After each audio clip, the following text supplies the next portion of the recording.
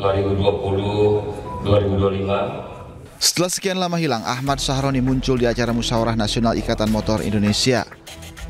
Sahroni muncul secara daring dan menyampaikan sambutan. Sahroni sampaikan pesan khusus kepada jajaran pengurus IMI hingga calon ketua umum. Karena tidak bisa hadir secara langsung dan mengucapkan terima kasih atas kerjasamanya selama ini. Saya harap Bapak Moreno yang saya banggakan menjadi ketua umum yang akan datang makin hebat, makin luar biasa, dan tentunya IMI menjadi hebat, yang super hebat. Meski muncul di acara IMI, keberadaan Sahroni saat ini masih belum diketahui.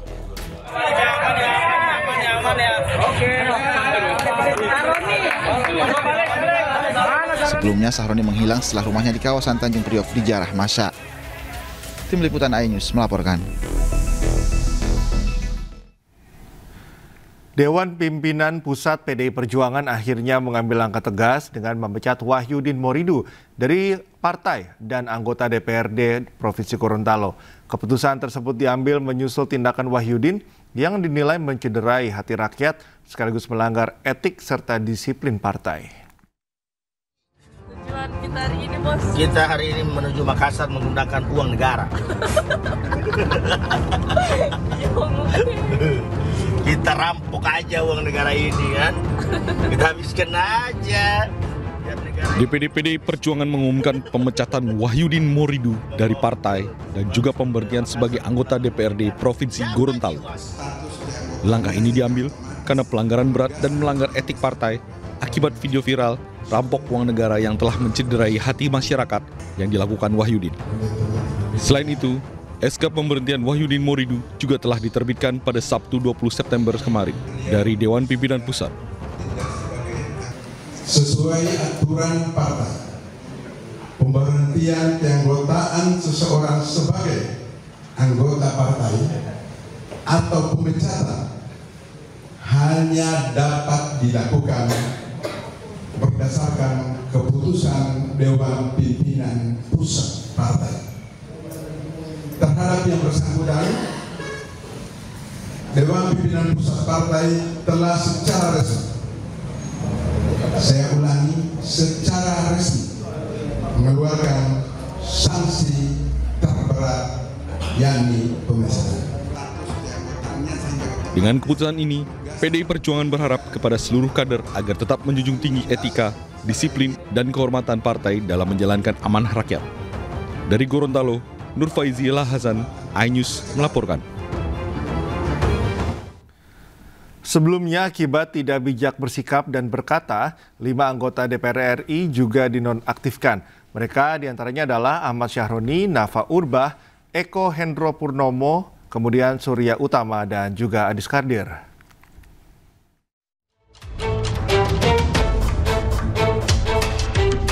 Mulutmu harimaumu, pepatah itu tepat untuk menggambarkan perilaku anggota dewan yang bermasalah. Akibat tidak bijak berbicara dan bersikap, mereka dinonaktifkan sebagai wakil rakyat. Ahmad Sahroni dan Nafa Urbah contohnya. Ahmad Sahroni dinonaktifkan Partai Nasdem setelah ia melontarkan kalimat kasar kepada publik. Sementara Nafa Urbah disorot karena membela tunjangan rumah bagi anggota DPR.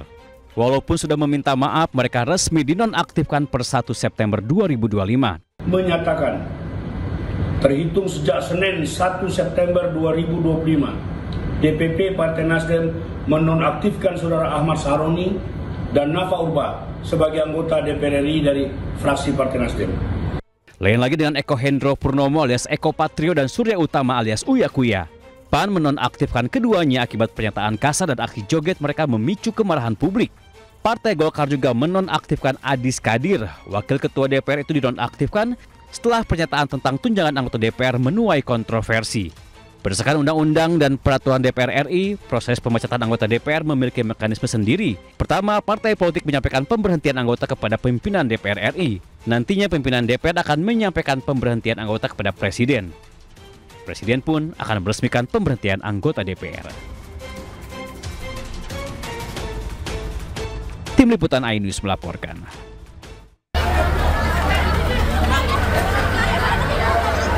Api menghanguskan belasan rumah semi permanen yang berada di Jalan Cakung, Cilincing, Jakarta Utara pada Minggu malam. Petugas pemadam kebakaran yang tiba di lokasi langsung melakukan proses pemadaman. Peristiwa kebakaran ini diduga berawal dari salah satu rumah warga yang mengalami korsleting listrik. Api dengan cepat membesar lantaran banyaknya material yang mudah terbakar hingga merembet ke bangunan lainnya. Akibat kejadian ini, sebanyak 40 jiwa dari 10 kepala keluarga terdampak. Terbakar rumah petak sementara 15 unit. 15 rumah artinya Pak? Rumah yang petak ya. Api berhasil dipadamkan setelah 10 unit mobil pemadam kebakaran diterjunkan ke lokasi. Pihak kepolisian segera menyelidiki penyebab pasti kebakaran. Dari Jakarta, Sofyan Firdaus, iNews melaporkan.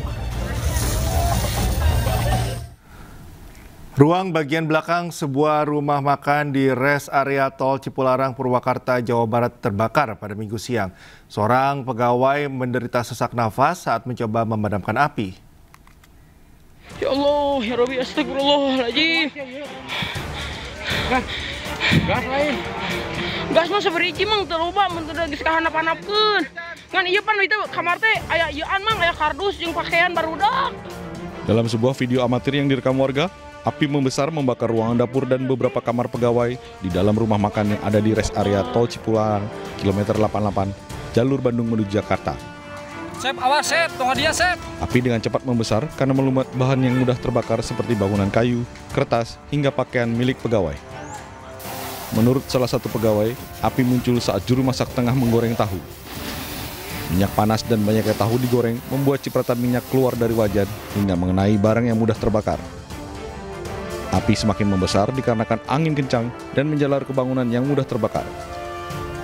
Pas goreng langsung pas masukin tahu, si minyaknya keluar, kena seng Pak. Angin besar ya? Angin besar, gak keburu kematiin.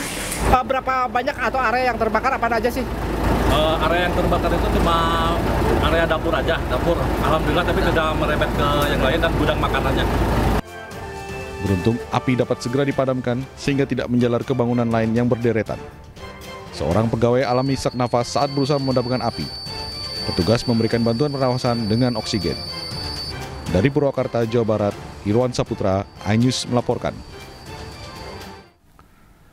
Pemirsa, atap dari teras gedung kantor Bupati Brebes, Jawa Tengah ambruk. 3 orang luka-luka langsung dibawa ke rumah sakit. Acara lo balayangan.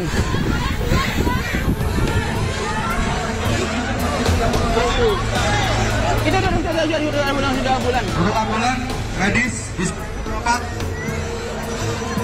Ambulan medis bisa langsung ke rapat. Untuk para parent bisa menjaga anak-anaknya dahulu. Jangan sampai Teras kantor Bupati Brebes, Jawa Tengah berukuran 15 meter dengan lebar 8 meter ini ambruk. Bangunan teras ini ambruk saat tengah dalam perbaikan atap. Langsung cepat-cepat, jauh mengamankan.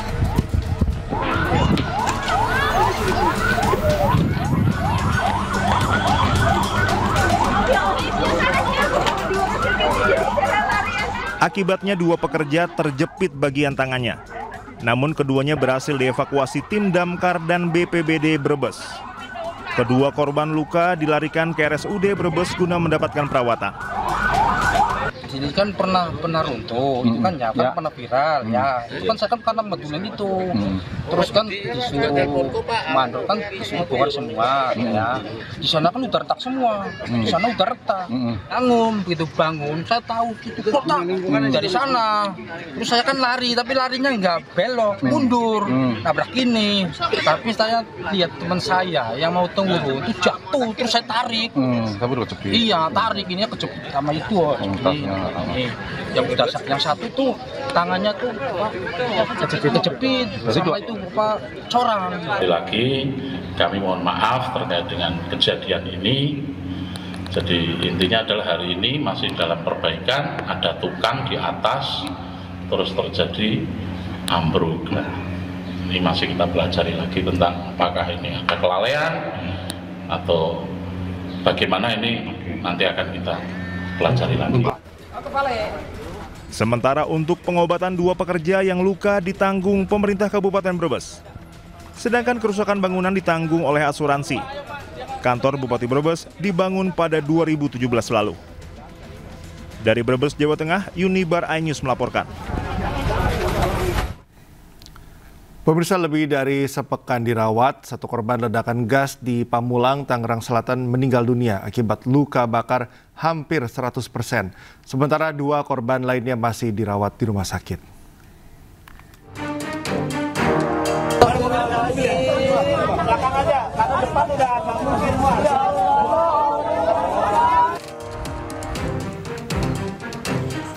Seorang warga bernama Agus, korban ledakan di Jalan Talas 2, Pondok Cabe Pamulang, Tangerang Selatan, dinyatakan meninggal dunia. Pria 45 tahun ini sebelumnya menjalani perawatan intensif selama sepekan di 2 rumah sakit, yakni Rumah Sakit Hermina Ciputat dan Tarakan, Jakarta, akibat luka bakar tubuhnya yang hampir 100%. Jenazah Agus pun langsung dibawa keluarganya ke kampung halamannya di Sukabumi, Jawa Barat untuk dimakamkan. Sementara itu, istri Agus, yakni Rina, dan anaknya Rizky Raditya hingga kini masih menjalani perawatan intensif di rumah sakit karena menderita luka bakar akibat ledakan yang menimpa rumah mereka. Tadi malam kami mendapatkan kabar duka cita, salah satu korban, saudara A,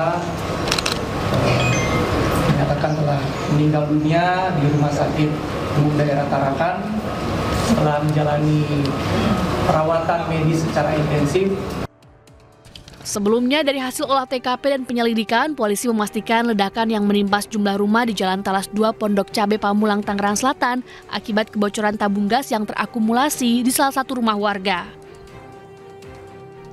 Ledakan tersebut mengakibatkan 6 orang terluka dan 1 orang meninggal dunia. 4 diantaranya sudah diperbolehkan pulang setelah mendapatkan pertolongan medis. Dari Tangerang Selatan, Banten, Nunung Purnomo, iNews melaporkan. Pemirsa, kecelakaan beruntun melibatkan 3 kendaraan terjadi di Jalan Tol Cipularang Cikampek Purwakarta Padalarang, tepatnya di kilometer 99 jalur B arah Bandung pada Minggu pagi. Akibat kejadian tersebut, 5 orang luka-luka.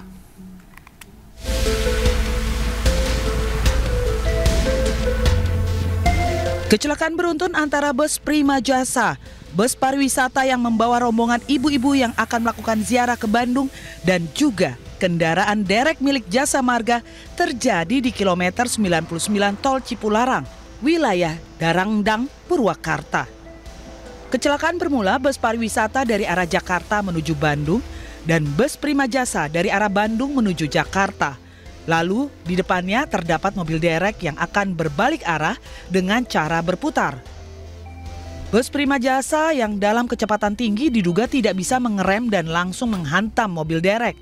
Lalu hampir bersamaan muncul bus pariwisata sehingga kendaraan derek yang sedang berbalik arah tersebut menabrak bus pariwisata tersebut. Posisi bis pariwisata RMJ posisi dari Jakarta arah ke Bandung KM 99. Nah, ternyata dari Prima Jasa arah lawan dari Bandung ke Jakarta. Depan mobil dia ada mobil derek, lagi berhenti menyeberang. Nah, situasinya bagus, mobil dereknya pas. Saya lihat udah kaca-kaca udah bagus jauh-jauh.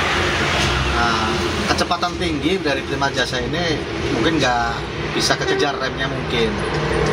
Ngajar mobil derek. Pas saya lagi lewat di jalur 2 kecepatan 80, mobil derek itu ngantam mobil saya. Ibaratnya kelimpahan aja. Itu Jasa Marga mau nyebrang derek. Iya, mau nyebrang derek itu. Pas mau ke kiri ada mobil. Itu Kita ke informasi lainnya, pemirsa. Seorang pria mencuri sepeda motor anggota polisi yang sedang sholat berjamaah di masjid di Goa, Sulawesi Selatan. Pelaku ditangkap polisi sedang tidur di pos satpam. Ini orangnya. Hei, kau. Siapa namamu? Rizky. Iya. Hah? Sini. Pelaku pencurian motor milik anggota Polrestabes Makassar ini diringkus polisi saat sedang tidur di pos security perumahan Gria Asri Sakinah di Jalan Panggentunggang, Somba Opu, Goa. Di kantor polisi, pelaku mengaku mencuri motor korban yang sedang sholat maghrib berjamaah di masjid. Motor yang dicuri dijual seharga Rp400.000 dan hasilnya digunakan pelaku untuk membeli obat-obatan. Pelaku juga mencuri sejumlah ponsel milik seorang emak-emak di dalam perumahan.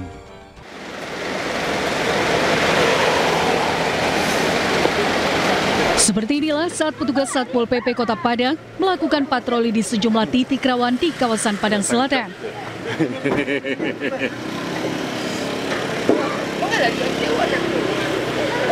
Petugas mengamankan sejumlah remaja yang asik nongkrong sambil mengkonsumsi minuman keras dengan kadar tinggi. Bahkan diantaranya ada yang kabur dan terlibat aksi kejar-kejaran dengan petugas.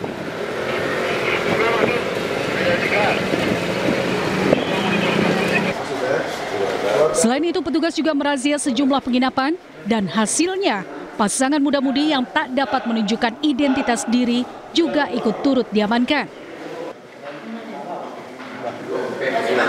Total sebanyak 15 remaja yang terdiri dari 10 orang pria dan 5 orang wanita dibawa ke Mako Satpol PP Padang untuk pemeriksaan dan pembinaan lebih lanjut. Ada juga pelanggaran dari muda-mudi yang sedang nongkrong-nongkrong dengan mengkonsumsi alkohol. Dan itu kami sampaikan juga kepada seluruh masyarakat Kota Padang tetap ikut aturan perda kita, karena minum alkohol baik di fasilitas umum, tempat objek wisata, sarana ibadah dan sarana pendidikan dilarang keras tertuang dalam Perda 1 tahun 2025. Satpol PP menegaskan akan terus menggelar razia secara berkala demi menciptakan ketentraman dan ketertiban umum. Dari Padang, Sumatera Barat, Budi Sunandar, iNews melaporkan.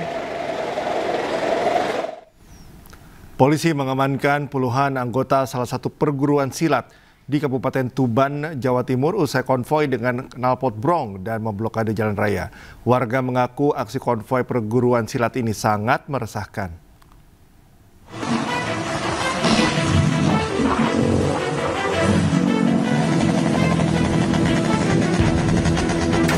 Ratusan anggota perguruan silat berkendara dengan knalpot brong dan ugal-ugalan di Tuban, Jawa Timur saat menuju kopdar di Pantai Cemara, Kecamatan Jenu, Minggu sore. Para pesilat juga datang dari kabupaten sekitar seperti Lamongan, Bojonegoro, Nganjuk hingga Rembang, Jawa Tengah. Tidak hanya membuat bising, konvoi ini juga memblokade jalan raya membuat warga dan pengguna jalan lain terganggu.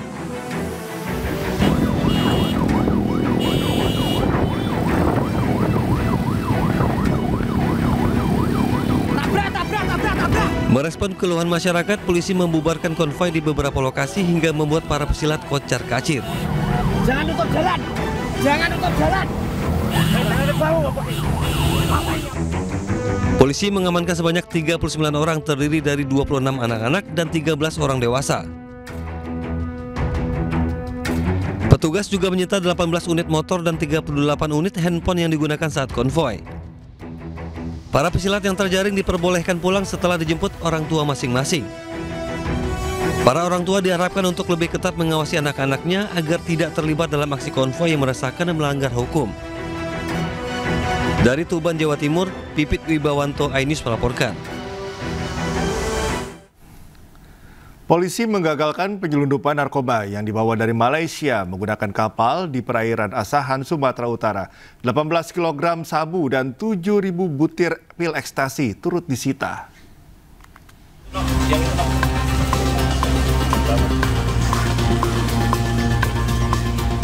Tim Sat Narkoba Polres Asahan memberhentikan sebuah kapal yang diduga membawa narkoba dari negeri jiran Malaysia di perairan Asahan, Sumatera Utara. 3 orang anak buah kapal langsung diamankan petugas. Dan hasil penggeledahan isi kapal turut ditemukan 1 buah karung dan tas berisikan narkotika. 18 bungkus diduga sabu seberat 18 kg, 7.000 butir pil ekstasi dan pil Happy Five berhasil disita. Pelaku mengaku barang tersebut dijemput dari Malaysia dan diberi upah Rp1 juta untuk 1 kilogramnya.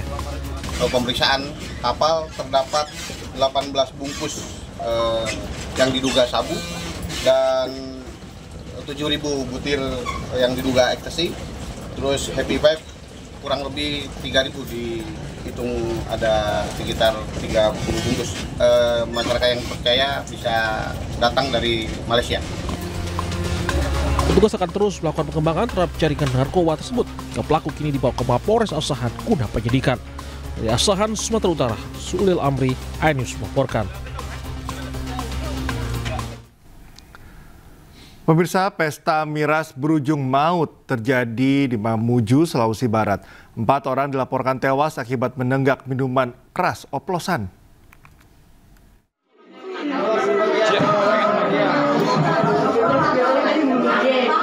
Video amatir memperlihatkan sejumlah pasien tiba di puskesmas akibat menenggak minuman keras oplosan. Kejadian ini terjadi di Desa Papalang, Kecamatan Papalang, Kabupaten Mamuju. Insiden berawal saat digelar pesta miras pada Kamis malam. Para korban diduga menenggak minuman keras dalam jumlah besar tanpa menyadari bahwa minuman tersebut sudah melewati masa kedaluarsa. Dari keterangan kepolisian, saat ini 4 orang dinyatakan meninggal dunia. Sementara 18 orang lainnya masih menjalani perawatan di rumah sakit. Pihak kepolisian langsung melakukan pemeriksaan terhadap sejumlah saksi di lokasi kejadian, termasuk mengamankan barang bukti yang diduga miras kadaluarsa. Ada sekitar 22 orang yang mengkonsumsi miras oplosan ini dan dinyatakan meninggal dunia. Untuk sampai sekarang ini banyak 4 orang. Sementara itu, polisi terus mengejar 2 orang yang diduga memberikan miras kepada korban. Kasus ini menambah panjang daftar korban akibat minuman keras oplosan. Pihak kepolisian mengimbau masyarakat untuk lebih waspada dan tidak mengkonsumsi minuman keras oplosan. Dari Mamuju, Sulawesi Barat, Friendly iNews melaporkan.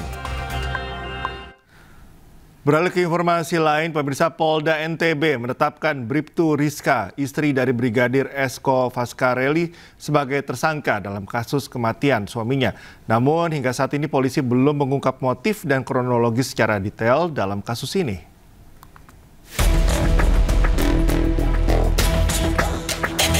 Polda Nusa Tenggara Barat resmi menahan Bribtu Rizka Sintiani usai ditetapkan sebagai tersangka dalam kasus kematian suaminya sendiri, Brigadir Esko Faskareli, di Desa Jembatan Gantung Lembar, Lombok Barat, Lombok, Nusa Tenggara Barat. Penetapan ini dilakukan setelah penyidik melakukan serangkaian gelar perkara dan memeriksa beberapa orang saksi. Sampai saat ini polisi masih melakukan penyelidikan guna mengetahui motif dan kronologis secara detail dalam kasus ini. Masih dalam proses penyidikan. Seperti yang disampaikan Pak Kabid Humas, mohon doa saja rekan-rekan. Ini mereka luar biasa bekerja tanpa henti untuk memastikan supaya alat bukti yang ada itu memiliki nilai dan valid.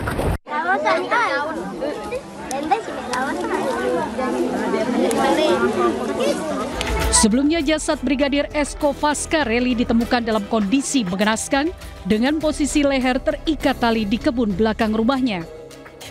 Dari Mataram, Nusa Tenggara Barat, Hari Kasidi, iNews melaporkan. Sebelumnya, anggota Polres Lombok Barat ditemukan tewas tergantung di pohon. Polisi tengah mendalami kematiannya karena dinilai janggal.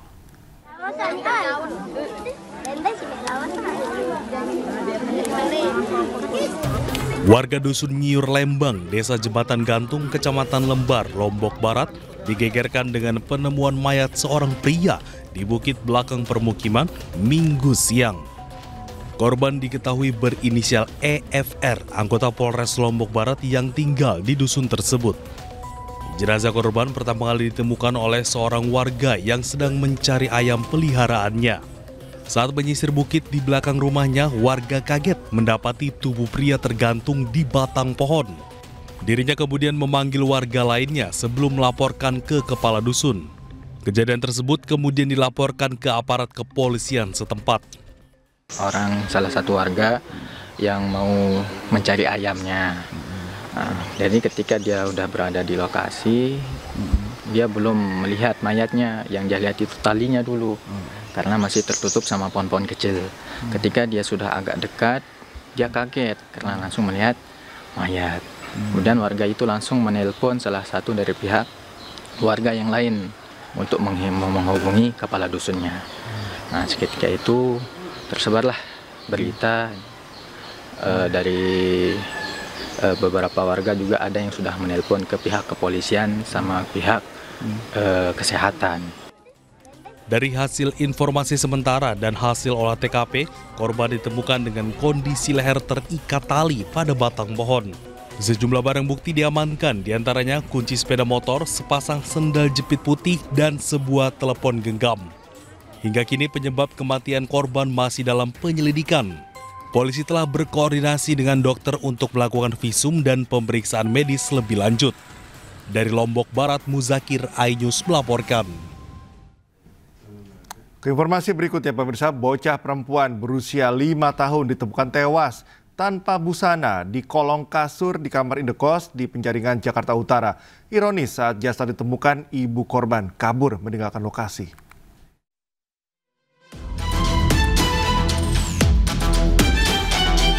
Warga Jalan Arwana Raya, Kelurahan Pejagalan, Kecamatan Penjaringan, Jakarta Utara digegerkan dengan penemuan jasad bocah perempuan di sebuah kamar kos. Jasad korban ditemukan dalam posisi telentang di bawah tempat tidur dan tidak mengenakan pakaian. Kondisi korban juga telah membusuk, diprediksi sudah meninggal dunia sejak beberapa hari lalu. Polisi yang menggelar olah TKP menemukan barang bukti, buku tabungan, pakaian, sandal, dan botol minum. Menurut warga, korban yang berusia sekitar 5 tahun tinggal bersama ibunya. Namun saat penemuan jasad korban, ibu korban tidak berada di lokasi. Biasa sih nggak ada bau ya. Kebelakangan ini sih ada bau di lantai atas. Kan kita sebelahan di gedungnya. Itu kayak bau bangke, tapi bukan bangkainya bukan bau bangke hewan, bau bangke manusia gitulah. Ya, itu suka kecium sih, suka kecium. Ya kira-kira udah berapa hari ke belakang lah kecium itu. Jasad korban dievakuasi ke Rumah Sakit Polri Kramat Jati, Jakarta Timur untuk diautopsi. Sementara polisi masih mendalami pemeriksaan terhadap sejumlah saksi. Dari Jakarta, Rizky Falupi, iNews melaporkan. Presiden Prabowo Subianto telah tiba di New York, Amerika Serikat pada Sabtu sore waktu setempat. Kehadiran Presiden Prabowo menandai awal kunjungan kerjanya dalam rangka menghadiri sidang Majelis Umum ke-80 PBB.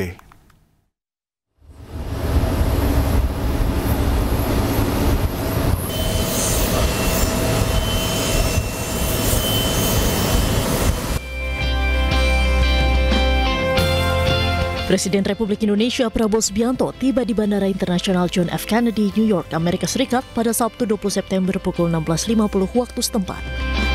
Kehadiran Presiden Prabowo di New York menandai awal kunjungan kerjanya dalam rangka menghadiri sidang Majelis Umum ke-80 Perserikatan Bangsa-Bangsa atau PBB.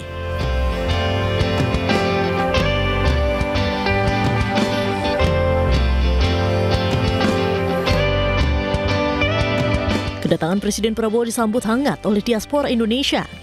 Mereka tampak berkumpul, berdiri berjajar di sepanjang jalan sekitar hotel tempat Prabowo menginap. Presiden Prabowo pun sempatkan diri untuk menyalami dan menyapa para diaspora dengan hangat. Momen spesial juga terlihat saat dua anak diaspora, Hatta Sanuf Kurniawan dan Adriana Marga Panjaitan, tampil dengan pakaian adat Nusantara dan menyerahkan karangan bunga kepada Presiden Prabowo. Apa namamu? Hatta Kurniawan.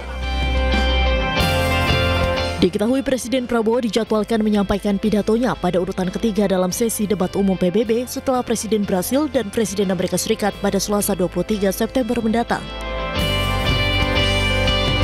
Sidang Majelis Umum PBB tahun ini menjadi momentum penting bagi Indonesia sekaligus untuk menegaskan peran Indonesia sebagai pemimpin Global South yang konsisten menyuarakan agenda reformasi tata kelola dunia. Pemirsa, Presiden Prabowo Subianto tiba di New York, Amerika Serikat dalam rangka menghadiri sidang Majelis Umum ke-80 Perserikatan Bangsa-Bangsa.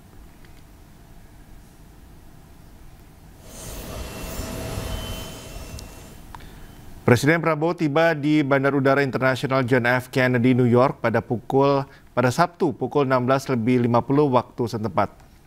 Ia direncanakan menghadiri sesi khusus konferensi tingkat tinggi Solusi Dua Negara atau Two-State Solution guna membahas masalah Palestina dan implementasi perdamaian di Timur Tengah. Prabowo dijadwalkan menyampaikan pidato pada urutan ketiga dalam sesi debat umum PBB setelah Brasil dan Amerika Serikat. Ini menjadi momen penting karena untuk pertama kalinya dalam 10 tahun terakhir seorang Presiden RI hadir langsung dalam forum bergengsi ini. Forum PBB akan menjadi panggung bagi Indonesia untuk menyuarakan kepentingan negara berkembang dan memperkuat posisi diplomasi Indonesia di kancah global. Rencananya akan berada di New York sampai dengan tanggal 23 menghadiri beberapa agenda, utamanya nanti ada agenda tentang two-state solution pada tanggal 22 September yang kemudian akan dilanjutkan dengan acara pembukaan dan debat pada sidang umum tanggal 23 September. Beliau mendapatkan urutan berbicara yang ketiga setelah Brazil. Ajang kreatif anak muda kembali hadir dengan ragam warna dan ekspresi. Selama 3 hari berbagai komunitas urban berkolaborasi dalam satu perayaan penuh energi.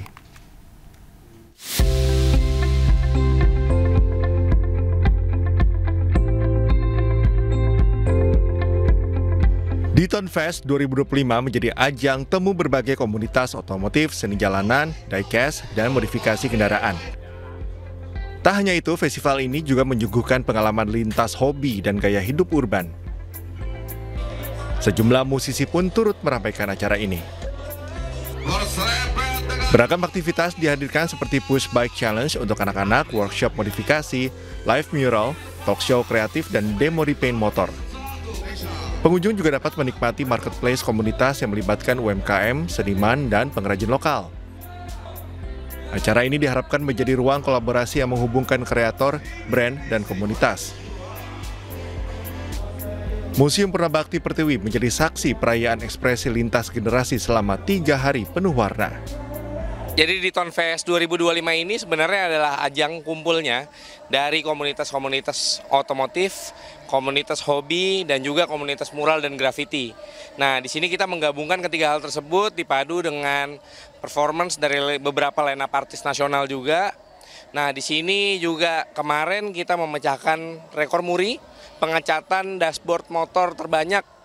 Kita berharap supaya Diton makin dikenal luas dengan produk-produknya yang tidak hanya dari cat semprot dan perawatan kendaraan juga.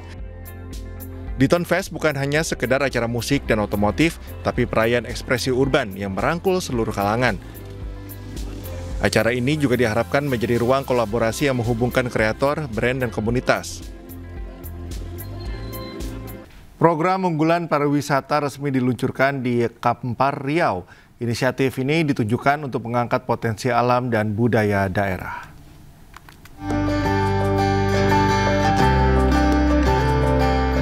Pemerintah Kabupaten Kampar resmi meluncurkan program unggulan pariwisata bertajuk Kampar Hebat di kawasan bersejarah Candi Muara Takus. Program ini diinisiasi oleh Dinas Pariwisata dan Kebudayaan Kabupaten Kampar dan secara resmi dicanangkan oleh Bupati Kampar Ahmad Yuzar. Kabupaten Kampar memiliki potensi luar biasa yang mencakup keindahan alam, sejarah, budaya, serta kearifan lokal. Namun potensi tersebut hanya akan bermanfaat apabila dikelola secara berkelanjutan dan dipromosikan secara lebih luas. Digitalisasi informasi dan promosi wisata, dan juga tentu saja ini melalui website, aplikasi, dan media sosial untuk menjangkau wisatawan nasional maupun internasional. 3, 2, 1. Pemerintah Kabupaten Kampar berharap melalui Kampar Hebat, sektor pariwisata dapat menjadi primadona baru dan salah satu penopang utama kesejahteraan masyarakat. Pemirsa, bocah perempuan berusia 5 tahun ditemukan tewas tanpa busana di kolong kasur di kamar indekos di Penjaringan, Jakarta Utara. Ironis, saat jasad ditemukan, ibu korban kabur meninggalkan lokasi.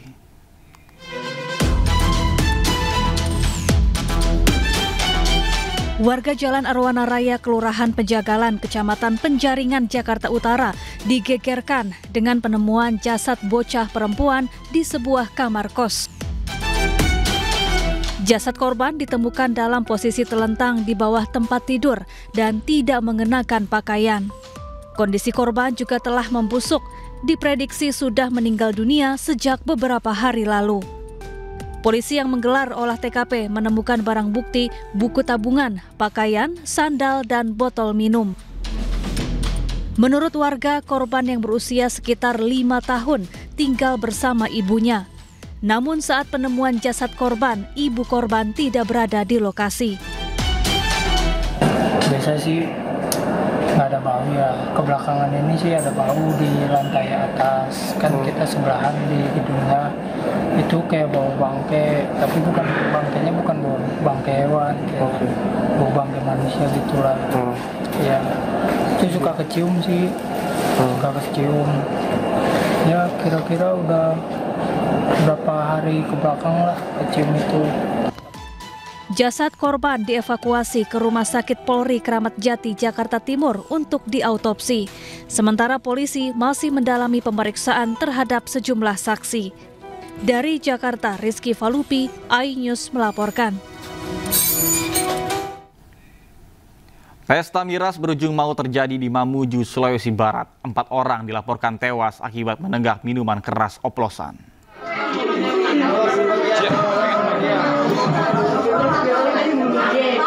Video amatir memperlihatkan sejumlah pasien tiba di puskesmas akibat menenggak minuman keras oplosan. Kejadian ini terjadi di Desa Papalang, Kecamatan Papalang, Kabupaten Mamuju. Insiden berawal saat digelar pesta miras pada Kamis malam. Para korban diduga menenggak minuman keras dalam jumlah besar tanpa menyadari bahwa minuman tersebut sudah melewati masa kedaluarsa.